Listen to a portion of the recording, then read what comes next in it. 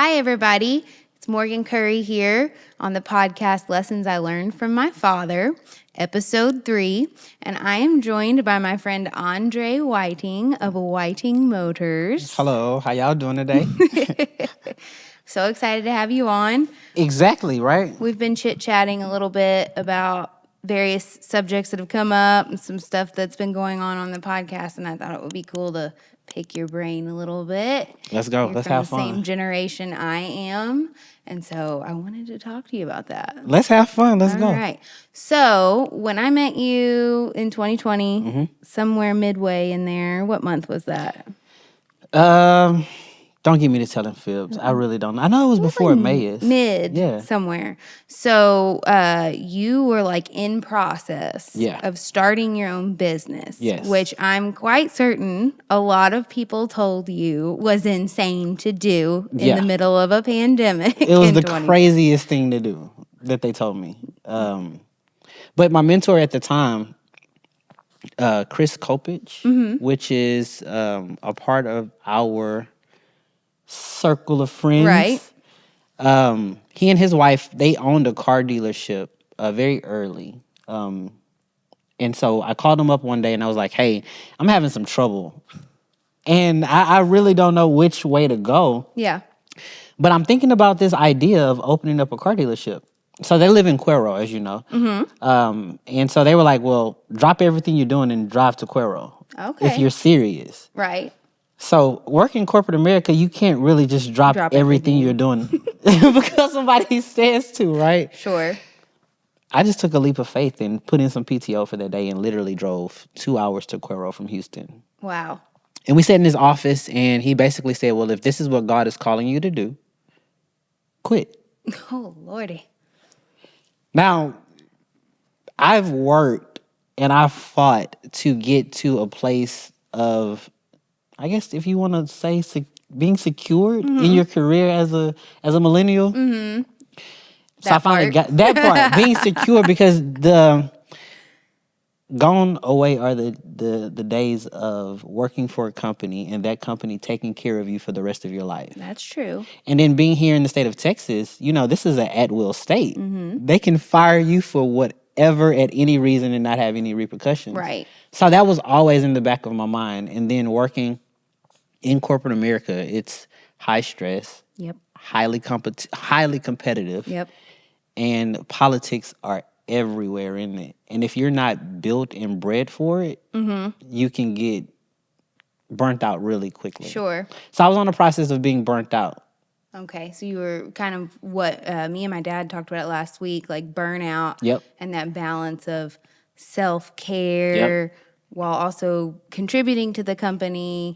And I can't imagine what that's like working for certain companies. I have been blessed to work for an amazing employer for the last 13 years, but I know not everybody. And you were telling me you came from when you say corporate America, it was a big company. It's no small fry. Not at all. We're talking 16th floor overlooking. Right. I mean, I had the best view you could imagine. That's about downtown Houston. I mean, I was literally in the mix of every last festivity you can possibly imagine in downtown Houston. That's where our office was located. Yeah. So I was able to rub shoulders and elbows with the who's who of downtown. Right. But it just was not fulfilling. Right. So you were battling that whole feeling of fulfillment because you're in your 30s. You said you're a millennial. Yep. And you get to that age where it's like, all right, what are you offering? What does my future hold? Where I come from, you know, my parents were always talking to me about retirement as a child, always thinking about retirement, your future, and building a life and whatnot, and having a nest egg set away for retirement. My boss was always talking to me about that when I was 17, you know, like, well, when you retire. And when you're young, you're not thinking about that. No, you're not. I took my retirement, and some would say blew it. Yeah. I literally, I had a nice sizable retirement at the company I was at. Right. I was like, you know what? Give it to me. I'm going to go take my chances on my own. Ooh, Lord. You know how scary that was? I mean, I can't say I've actually started a business mid-pandemic, but I can't imagine. Like, I've watched my brother started a business. I've watched my father go off on a lot of ventures, and that is just as high stress. Man. And all the unknowns and that part. I can't imagine doing it without God. The unknown. So God was literally first. Yeah. That was the first conversation that Chris and I had. He said that if God is really calling you to do this, God will make it succeed. Right. Corporate America says numbers. That's what runs it. That's what runs it. Numbers first. You have to have SOPs. You have you have to follow this map. Business plan. You have a formula. And the formula is proven. Mm-hmm. But inside of their formula, God is nowhere in it. Right. No, I'm sure they don't talk about tithes and offerings and whatnot. Not at all. And how that that supernatural favor. Not so at you all. come, you visit COC. Yeah. In 2020. I wasn't even visiting COC. Oh. Your father and I were Facebook friends. That's right. For some years before I even came here. That's right. And so the lessons started being learned way before then. Okay, well, tell me a little bit about that. Like, I'm always talking about things my dad taught me, but it's really cool to talk to someone else and hear them say, no, they started before I got in the building. So I'd love to hear a little bit about that. In the building. That's really cool. So, your dad is an amazing man, first and foremost, right? I'm a little biased, but yes. He's an amazing man, first and foremost, and he's a huge figure. Mm-hmm. So for me to have access to him the way that I had access to him before even meeting him in person blew my mind. Right. One of the first lessons he taught me was being a leader in the community. Okay. And you be a leader in the community not by pointing fingers at someone else, but by taking on the responsibility on yourself. And doing that first. And how he did it was, at the time, Walmart across the street was still open. Right. Oh, wow. So this was a while. Walmart across the street was still open, and they were closed. They had just closed the building. Okay. So all of the trash and everything from that property was coming onto this property, constantly every day. And he just basically went on Facebook one day and was like, I'm tired of it. And he went out and started picking up the trash. Oh, yeah. And then before you knew it, he had a group of people out there with him picking up the trash. And then that group of people turned into a whole situation to where if the trash came from over there to now over here, they have to pay for it. Yeah. And that all started with him just going out and picking up the trash before him pointing the finger to someone else. Sure, and being willing to do something that nobody else was willing to do. Yeah, and you can't ask others to do something that you're not willing to do it yourself. And so as the founder of this location, I was like, that's major. To see him, even though he could have easily asked somebody else to do it, but for him to do it on his own, that meant the world to me. So now in my business, you won't see a janitor at my office. Right. You'll see me cleaning the toilets or you'll see me cleaning the floor because of that lesson that I seen within him. That's amazing. Because that's like one of the first lessons I can remember learning from him and actually grasping. He's been teaching me all my life, right? But we were at the church one weekend, it was just him, my mom, and me. And something was going on. The alarm went off. He's always coming up here. Right. He's the one that gets the call.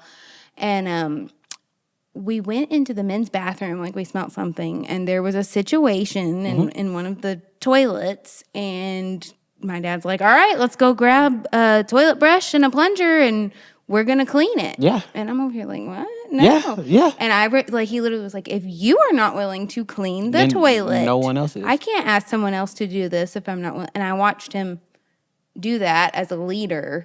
And that was it made a huge impression to the point, you probably heard me a couple weeks ago, well, if you're not willing to clean a toilet, it's stuck. It's stuck. And so even we had a youth conference here, right? And this is now I'm here. Right. Working, I'm doing everything that I can possibly think of. We had a youth conference. We had maybe 15 to 2,000 kids here one Friday night. That's a lot of children. And there was a situation. I had to get the situation taken care of, right? But it was the simple fact that my leader wouldn't have a problem doing it. So why should I? Right. Now, so that's on the spiritual lesson or outside spiritual lesson, but as far as a personal lesson, he has taught me to be integral. Talk about it. He's taught me to be integral in having integrity in everything that I do, even as a business standpoint. What most people don't realize is, yeah, he's a leader spiritually, but he's also a massive leader to me just on an everyday basis. Coming from someone who hasn't had a father figure in their lives, and now you're coming into this situationship, I want to call it. I'm going to say situationship. It's not a sonship yet. It's a situationship because he's teaching me how to allow a father figure in my life. Okay. Because when you come up in the realm that I have, you get hardened to that. Right. So you learn how to do everything by yourself, or you learn how to watch other people and you don't do their mistakes. Right. But in this aspect of things, it's like opening yourself up and just allowing him. Absolutely. It's literally him opening up his hand like, hey, do this, do that, do this. There was a situation in business I thought it was going to break me. I called him almost in tears.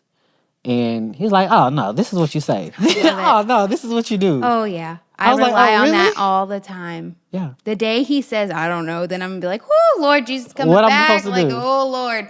Because...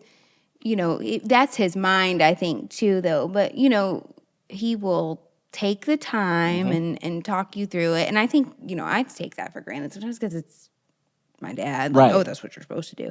So to, get to hear that from someone else is really cool. Nah, he literally, the situation I thought was massive. He's like, nah, calm man. Straight calm me down. And then he had, his analogies are crazy. Oh, yeah. Bottle of water sitting right there. He's like... This is me being literal. Right. What do you mean this is you? You can't be water. That you go back to that Bruce Lee video, you have to be water. Yeah. That's what he was saying. You got to be water. He was trying to tell you to be fluid, and you're like, I'm not a bottle of water. No, I'm not. What are you talking about? He's like, no, you have to have this in your veins when you're doing business. So now I'm seeing a side of him that the average person won't see on a daily basis. So I'm like, well, now you intrigued me. What do you mean I have to be like this doing business? So he says you have to be unmovable. You have to have ice water in your veins. It's not saying that you're not still a human. Or a Christian. But you're allowing your yeses to be your yeses and your no's to be your no's. Yes. You can't allow it to move. And when he said that, it was like a light bulb went off in my head. Right. Because for so long in business, I've been allowing people's emotions to move me. And he said that would be your number one cause to why you would be in poverty in business, allowing your emotions to play a factor. And a lot of people think that that's mean. It's not. In our generation. I don't even know how you put that into words. I used to think it was our generation, but now it's not our generation. Our generation. Who are baby boomers, who also the feelings. Oh, I think it's just the world. I would gladly say it's our generation, because our generation, even down to the generation that's directly behind us, it's sorry. I expect you to do this. Yeah. Like it's you have to give it to me. Entitlement. Yeah, I'm very much entitled to you giving me this. You don't. Who says I have to go work for it? Right. And I attribute that to not being taught, like not having a voice in your life. I sometimes think I'm a little strange, like in the presence of people who are my age or even a little bit older, because it's emotional decisions. Yes. Basing everything off of like a fleeting moment. They don't think about their future or even like their kid. Like I have 2 kids. I'm thinking about them too. My husband, he's thinking about me when we're doing things. And I just often wonder, like, where was that voice in your life? But I think that comes to, you said not having a father figure coming up, whatnot. But there are other resources like coming to our church and being open and being willing. That's the key. Being open and willing. And oftentimes, well, not oftentimes, a lot of times when I was going through the ranks of corporate America, That was my number one downfall, not being open and willing to listen to leadership. Yeah. Which oftentimes stunted my growth in corporate America. Yeah. And I believe with our entitled generation, not being open and willing, which is the reason why a lot of them are doing what you call quiet quitting. Mm-hmm. And then the mass exit. Yeah. Because they don't want to hear what you have to tell them. They feel like they know it already. They know it all. And then there's always another way. Oh, yeah. Well, there's a quicker way. Oh, absolutely. A quicker way. But the quicker way may not be the easiest way. The best way or the most integral Absolutely. way. I work in accounting, so numbers are numbers, but you can't do creative accounting. And so a lot of processes you'll have in place, and I think you have a background in like 401k, and you know how heavily audited that is, thanks to Enron and whatnot. Yes. You can't take shortcuts. No. And I hear a lot on I'm not going to say a daily basis, but very often I'm just like, well, if we cut this out, I could be done out of here at 4:30, and and it's like, but you can't take shortcuts. And our generation, everything at the touch of your palm, if it don't go quick, they don't want it. They don't want it. And it. even with business, that was one of my issues because I wanted it quick. Overnight. I wanted it overnight because I saw everyone else and I didn't understand what they had to actually go through to get it. Right. And so another lesson that your father is helping me understand, it's not a failure. It's a lesson. It's a lesson. And when you flip your mind frame to find out that it's not a failure but a lesson, then the frustration falls, because I most times were frustrated that I failed. Right. It wasn't the fact that I failed. It was the fact that I didn't know what I was doing. Yeah. That's where the frustration came in at. So once I understood what I was doing, it was a lesson, not a failure. And then you can study it and move on from it and grow. But that's how you grow. You have to be willing to self-evaluate, and evaluate the situation. You have to be willing. You have to be open. You have to allow someone to come in that can see the picture in a holistic way than you can. And that's when the lessons of your father comes in. It allows me to see things on a whole. Right. Versus just on a minute. Right. Like, for instance, most people don't know, but after service, sometimes when we have those private conversations, it was the private conversation and how he allowed me to ask the question privately. Right. That taught me another lesson. Oh, yeah. Don't be afraid to handle adversity. And especially if it's truth. Right. Just have the conversation. Just have the conversation. Yes. Like, approach it. But don't be afraid to approach it. No. And oftentimes we are afraid to approach things. Us as millennials, our generation, we take things not with a grain of salt, but we take them emotionally, and then we allow the emotions to play on what it is that we thought. Yeah. Or even what it is that we spoken. Our assumptions. Or our assumptions. You know what happens when you make an assumption. Ooh, Lord. Y'all gotta quit getting me in trouble with these sayings on the internet. So you just stay away from making assumptions and just ask the question. Right. Like, it's okay Take one S off. Yeah. And add a K. Just X the question. I hope y'all got that on recording. You're going to get me in trouble. You're going to get me in trouble. Lord have mercy. So what you were saying, though, about like the private moments and self-evaluation and being open to instruction and our generation, like, do you think that your business may be in a different place today if you had not learned to be open? Really, Morgan? Absolutely. I'm not going to sit here and lie to you. Yeah. Absolutely. My business would be in a whole different realm. Had I listened to instruction, had I been open at the very beginning of me opening it up. But the problem that I had opening up, I put this seed out there. You didn't. Yeah. Oh, yeah. So that was my problem. That's a natural. It's a natural. But what they were doing reaction. was watering the seed that I put in the ground. And one thing that we have to understand as farmers in this economy, you may not be an agricultural farmer. You may be a farmer economically. You may be a farmer spiritually. But we're all planting seeds. So in essence, we're farmers. Right. But God has assigned so many caretakers to that farm. And those caretakers has different levels of knowledge for farming. To help fertilize. Absolutely. You may have to fertilize. You may have to de-weed. You may have to go out there and put manure on it. You may have to go out there and spray herbicide. Right. And then you got to go out there and till it. Then you got to go out there and harvest it. Then you have to have some.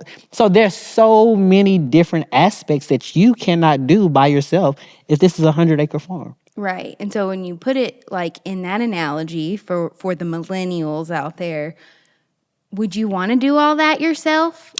I'm trying to do it all myself. But you know what I'm saying? Like, but it's not easy. Hey, the analogy, because it could be anything. Maybe not starting your own business, right? But like, I ask for advice sometimes on how to handle a certain person in a certain situation. Right. But if I'm not open to that, do I really want to learn the hard way? Do I really want to do all that work myself when there is someone who has been there, done that, being open to what they have to offer? It's more tiring when you try to do it all by yourself. Right. And you're going to kill some. You're going to kill some things. Kill some things. You're going to also miss some things. There's going to be some things that's definitely going to be neglected.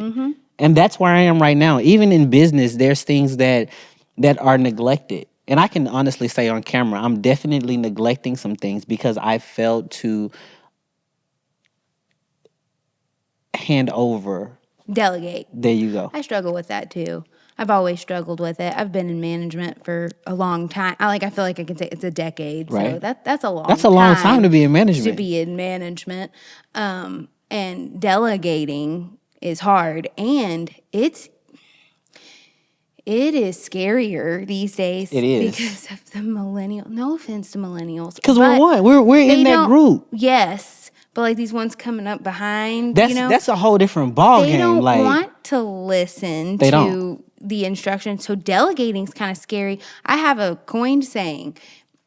Please come. Like, I do not mind if you ask me the same question over and over or ask a lot of questions. The people not asking questions. Those are scary. Those are the scary people. Yeah. So note to the millennials, it's okay to ask the question. Please ask questions. No one is going to think you're stupid. No, and so.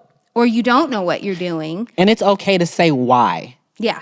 I ask you why all the time. If someone says, even here at church. You asked me why like 7 days ago about something. Why? It's not because I'm questioning your authority. No, you want to understand. I want to understand so you can do it different next time. And see, so us as millennials, we get this tone when we ask why. But why? That's the tone. That's the tone. Well, don't say but why. Just tell me why.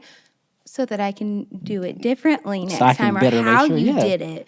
I still ask my boss the same questions I was asking 5-6 years ago. I do stuff once a year, though, and be like, I need a little help. So if you're not doing it consistently, the repetition is not there. And you know what? They do not think I am stupid because I asked. They're grateful that I asked because something really bad could happen if you don't ask. Yes. So you have to ask why, especially in this day and age, even with the lessons your father, coming back to the lessons about your father, I'll ask him why all day long. But you're not taking it as him critiquing you harshly. There is a difference between instruction, a harsh critique, and instruction. But sometimes you need that critique. Oh, absolutely. But like I said, harsh critique versus just sometimes you need it harshly. Like if it's about my shoes or something versus, you know what I'm saying? These peeps in our generation take everything personal. You can't take it personal when someone's trying to instruct you because it really means they love you and they want good things for you. A man Where who does this love come at, though? So my dad has always taught me, so Remy says this to me all the time. If I have to get on to him, he'll jump to, you must hate me because I'm correcting him, right? No. The Bible says a man who hates his children will not correct them. And so my dad always taught us that. It's because I love you that I'm not going to let you go to jail. Right. I mean, that was a harsh extreme. I mean, but that example, me and Remy need extreme examples sometimes. I mean, Remy, through our thick heads. Remy is an amazing person. He is already. Definitely. He's going to be one of the ones that's not afraid to ask why. No. And that's one of the things that I love about Remy. He already does. He gets he's in that age bracket to where the lessons coming from your father are not like they are coming to us, but they're different. And it's kind of fun to watch those be administered. Because it's not administered harshly, right? Right. It's so... And you're kind of like... Wait a minute, that you've never spoken to me like that ever. Yes. If I would have done that, it would have been a different situation. Right. And so it's almost like as a mom, I'm also getting to learn new lessons, but like the same lessons from my father, which is it's a really cool thing to watch. I never thought about that, And then also sometimes I say stuff and I get this look from my dad and he'll be like, I used to have to tell you the same thing. Welcome to my world. And now look at you. Yeah. So how does it feel being on the other side of the coin? Oh, Lord. I think I've apologized at least 8 million times. Like, I am so sorry. I don't know if I was like this or not. And my mom's just like, yeah, you were. My brother would be like, yes, you were. Yes. Yeah. No, that dynamic between your father, the lessons they're just uncountable. Right. They're endless of just little things. I mean, just from watching him, now I'm able to literally watch him behind the scenes. Something that not many people get an opportunity to see. That's a completely different story, by the way. I mean, completely different painting that you guys don't see on Sundays. Not a painting in a bad way. No. A painting in the best way that I think that if he would allow it, he should definitely have a camera following him. Oh, my Lord. Daily. I mean, from the laughter to the seriousness to the just overall quirkiness. Right. He's of got who he one is. of the best sense of humor that you can possibly have. Hilarious and yeah, you're right. From road trips to, I mean, I've literally from the short time. That's true. You've driven with him. Yes. Places, which is like really impressive. Like as his daughter, like wow, this guy really. Because I think both my parents had to go, and you were like, "Oh no, we're not letting you drive yourself. I got you. We're going. That's not just taking care of them. That's honor. Like I've noticed you've learned to honor. It's not through the process. Now, where does that come from? Is it just something? No. So and this is one of my lessons from Andre. But this is one of the things that I kind of instilled upon my own. One of my own integral things that I have to do. If I rock with you and I'm with you, we labor together, we eat together, we cry together, we bleed together. Right. I'm bonded with you for life. Right. I'm not going anywhere. So in other words, I'm down like 4 flats on a Cadillac, right? We are learning all kinds of things today. We're gonna have to start a whole new podcast. It's gonna have to happen. So I'm loyal. I'm not going anywhere, and I have it tattooed on me: death before dishonor. Wow. Literally, that was you take that very seriously. I take it very seriously. You're one of the few people I've met in my age group who even uses the L word. Oh, no. I was talking about that last week. That's a tough nut to crack. It's real with me. It's real. When I say it's tatted on me, death before dishonor, DBD. That was my nickname in high school. DBD. And that sounds like something you can buy down in the corner. Death before dishonor. I'd rather die before I dishonor the person that I am rocking with. That's awesome. And so when I seen that it was genuine and it wasn't just let's use this person for what this person has to offer. It was I'm really invested in you. That's when it clicked. It clicked. Yeah, he was just talking about that. It was last week or the week before, about too for him, like recognizing if someone doesn't, like he had someone tell him, oh no, I'd rather learn the hard way. Like, I don't want your wisdom. And that's not him trying to tell people what to do. He's trying to sow into them. And I bet that hurt him. Oh, yeah. Because he's a natural born coach. Well, yeah. And too, if you've been through something, you're like, let me share it with you real quick to try to spare you. Because, see, I grew up with him doing these business ventures and whatnot, and I've watched it. And it's owning a business and running a business is not for the faint. It's not. Of heart. He literally told me, he's like, hey, you're going to have to keep God in your forefront. Like, and sometimes God has you don't know if the ground's there when you step. And so Sunday, it was this past Sunday, we was in the office. He said something. And I was like, wow, wait a minute. What was said, I was like, hold okay. on, let me write that down. I didn't write it down. I took a mental note because it's literally like mirrored to what's happening in my business. Mm-hmm. But then he said something. He was like, oh, well, God, you're going to have to do it. Oh, and then you followed right behind it. And it was like, God never let us down before. He's not going to let us down now. I remember that conversation. I was like, okay, so this is, so this is how we roll. All right. All right, cool. So then we just. Yeah. And it was not even a thought, right? So that very next Monday, I'm faced with the exact same situation. All I could hear was, God never let us down before. He's not going to let us down now. I love it. I heard that a lot growing up. Both of my parents, we talk about like lessons I learned from my father, but both, because my mother balances my dad She absolutely and does. We're going to have her on one day. We got to. I cannot That's gonna wait be different. for that because everyone thinks I'm so much like my dad, but my God. Wait till they hear her talk. Wait till you hear my mother talk. Oh, I love her so much. Ooh, she talk about lessons. Now, hers are sometimes, You got to get your grandmother on here as well because when they team up, that's different. I don't know if the world's ready for that's it, different. They have to be ready. Yeah. Like, that's different. It is. But you learn so much. Yes. From them. And that, like, growing up in our household, both my dad say, well, I don't know what tomorrow holds. And my mom would always, and she still does, reaffirm, well, God's never let us down before. He's not about to let us down now. And that was so much motivation to see. Yeah, because you see it in action. Yeah. Right, because you're in there and you see what's going on sometimes. And you've seen him cry and celebrate. That's why I'm like, okay, this is... Yeah. This is... you have it. It's not going anywhere. So now my role... that's why I said situationship. Because it's turning from just being a member. Right. It's turning from being a co-laborer. Right. To I can actually say, that's my spiritual dad. Yeah.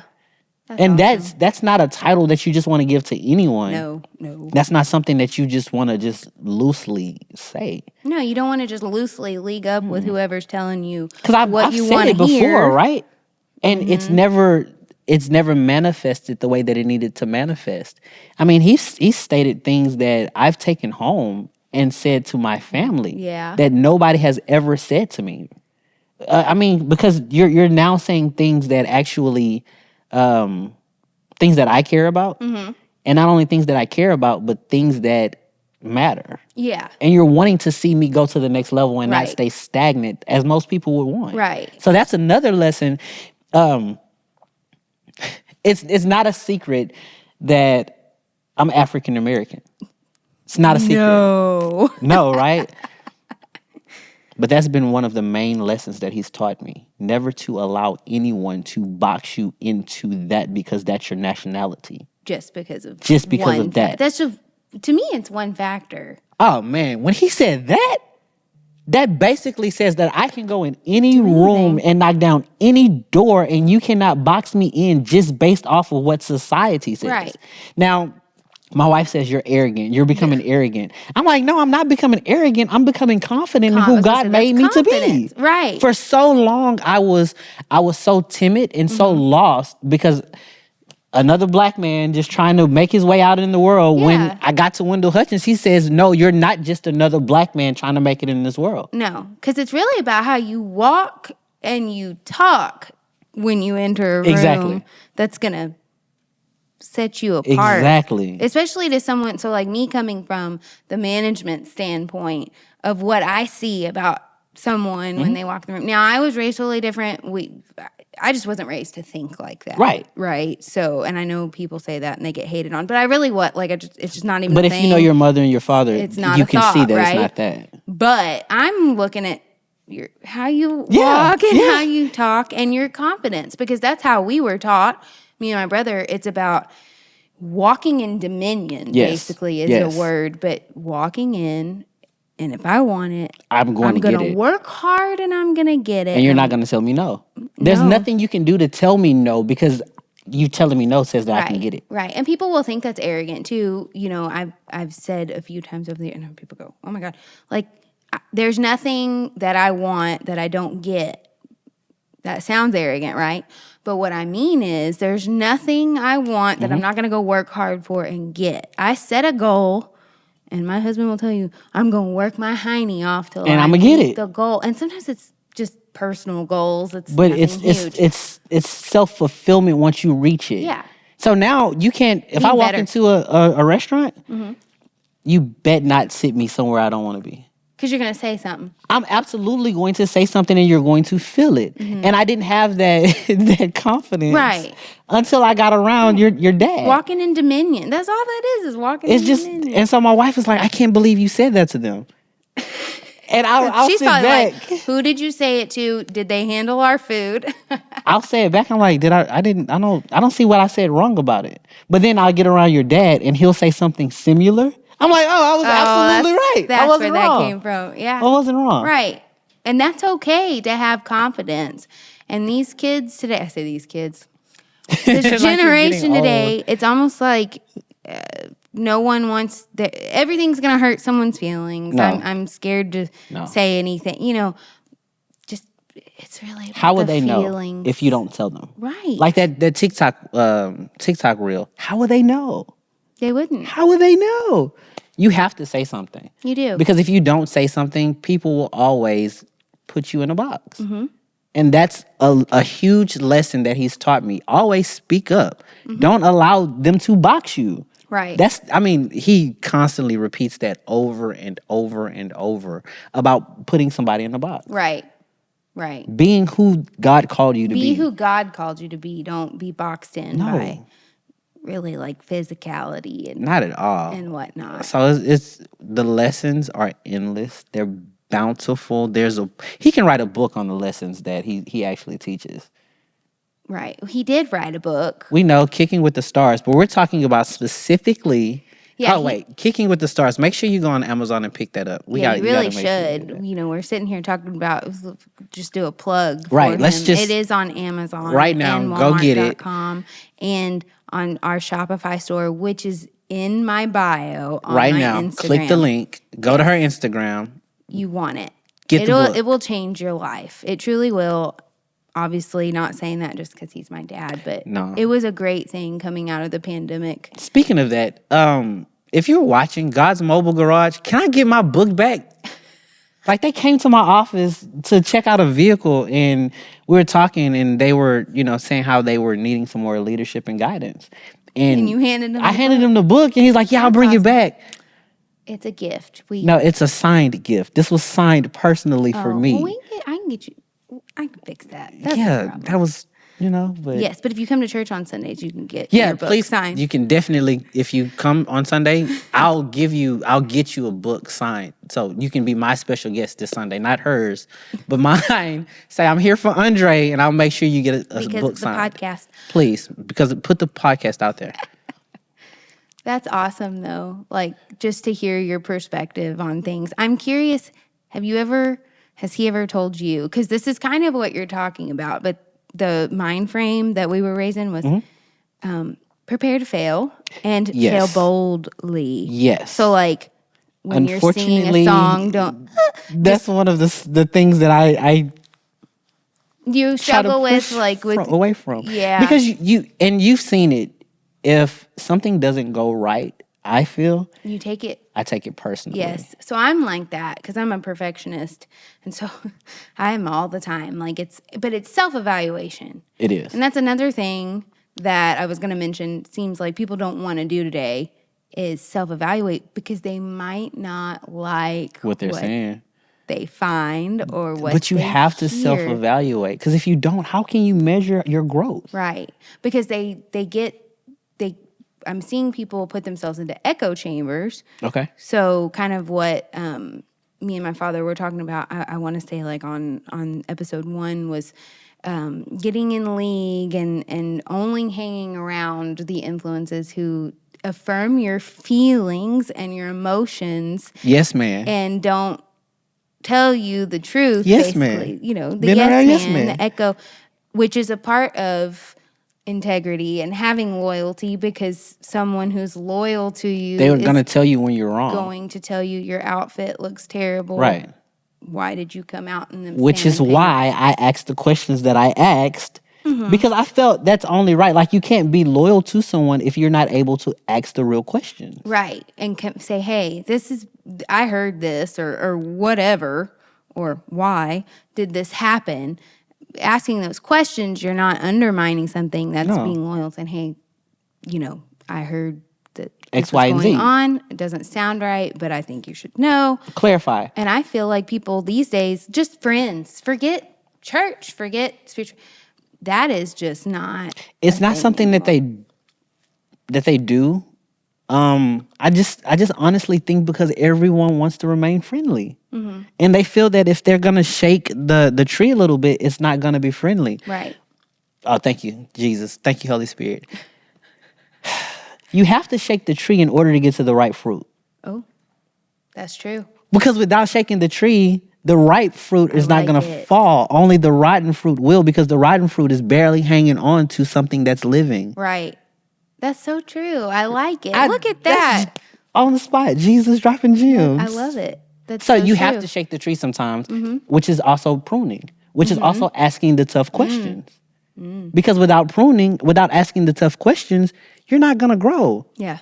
And it's okay to ask tough questions. Because you have to grow. Right. If not, you'll be stagnant. Right. So you definitely have to ask. You can't be afraid. And you just have to be open. Our generation does not want to be open. Now, wait.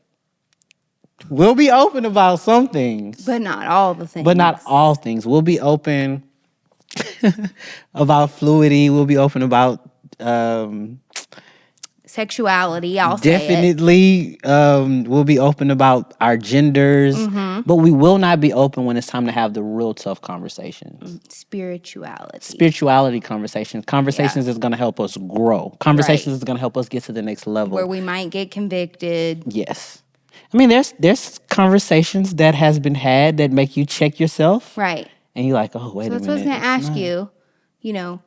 You think my dad's so wonderful. And I mean it in a way, because you know how people think, right? So, wow, well, Andres just thinks he's wonderful. I'm assuming there's been some conversations that maybe you had to go home and be like, I got to think about this, toes stepped on, or maybe even messages, conviction. Yeah, it's not absolutely. all daffodils and it's not all daffodils and dandelions. Like, okay, I'm bold. I'm Lord. Always bold.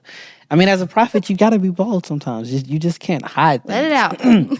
Sunday's message was a tough pill for me to swallow. That was some good stuff, though, man. It was good, but it was a very, very tough message for me to swallow. And the enemy will definitely play tricks on you, even while being in service. So while in service, I'm listening to the message, and I'm doing everything that I'm supposed to do, but then I get a message on my phone that someone's trying to either bust the window at my office or break into my office. At the time, the message said they was trying to bust the window at my office. So I had to leave service in the middle of a message about loyalty. Talk about it. So you can imagine the mind tricks that's being played on me as I'm leaving service in the middle of him preaching about a message about loyalty.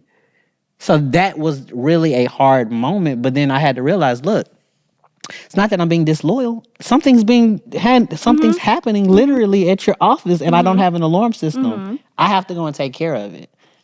It was that tough thought that I had to battle with. Like, wait a minute, I'm not being disloyal. No, and you did the right thing. I mean, I did reach out. I told a few people, right? But it still was that thought in your mind frame, right? And it's like, okay, that was a tough moment. It was a tough thought. It was a tough feeling that I had to deal with. And before I allowed the enemy to play real tricks on me, because the enemy could have played some huge tricks on you. It could have affected your entire week. And it could have just been with it. Still been struggling. But I had to really lift it and move on and realize, no, that's... Because you confronted it. Because I confronted it. If I would have suppressed it, which suppression turns into depression. Right.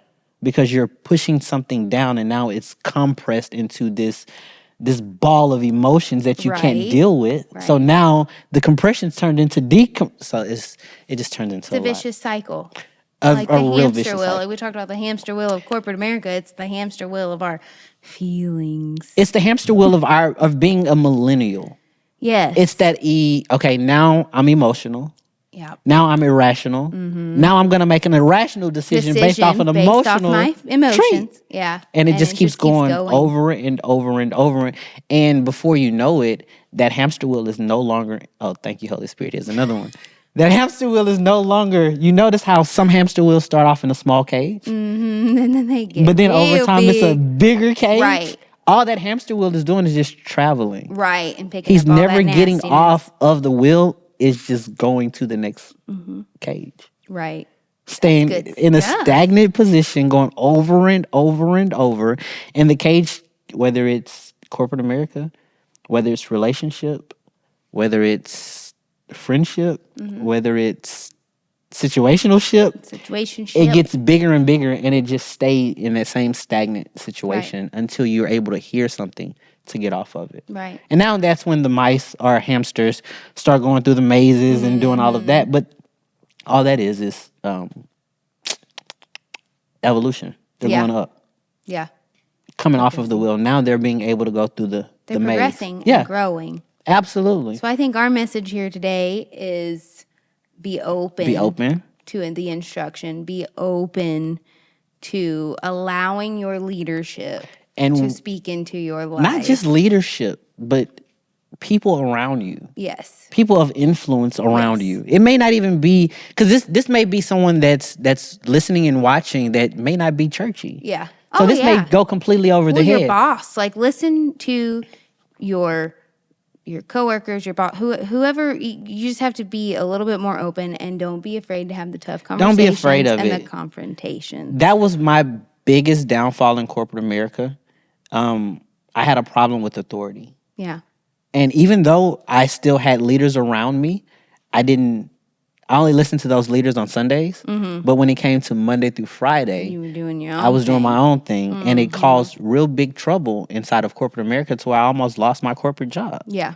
But now the leader that I was giving so much flack with, he had so much grace and patience. Yeah. He was God sent. Right.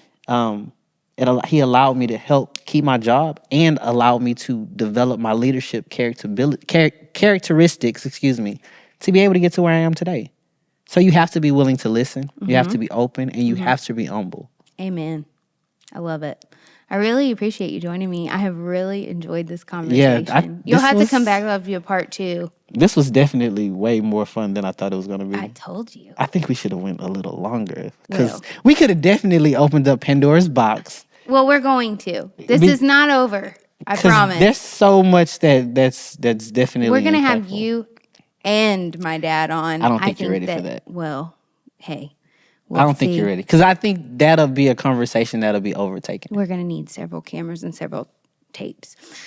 I appreciate y'all for joining us today. This is Lessons I Learned from My Father. I hope you will like this podcast, follow us on YouTube, Church of Champions Houston, and follow us on Facebook. We go live on Sundays at 10 a.m. with our Sunday service, and right now we're digging into some of these subjects, so you don't want to miss it.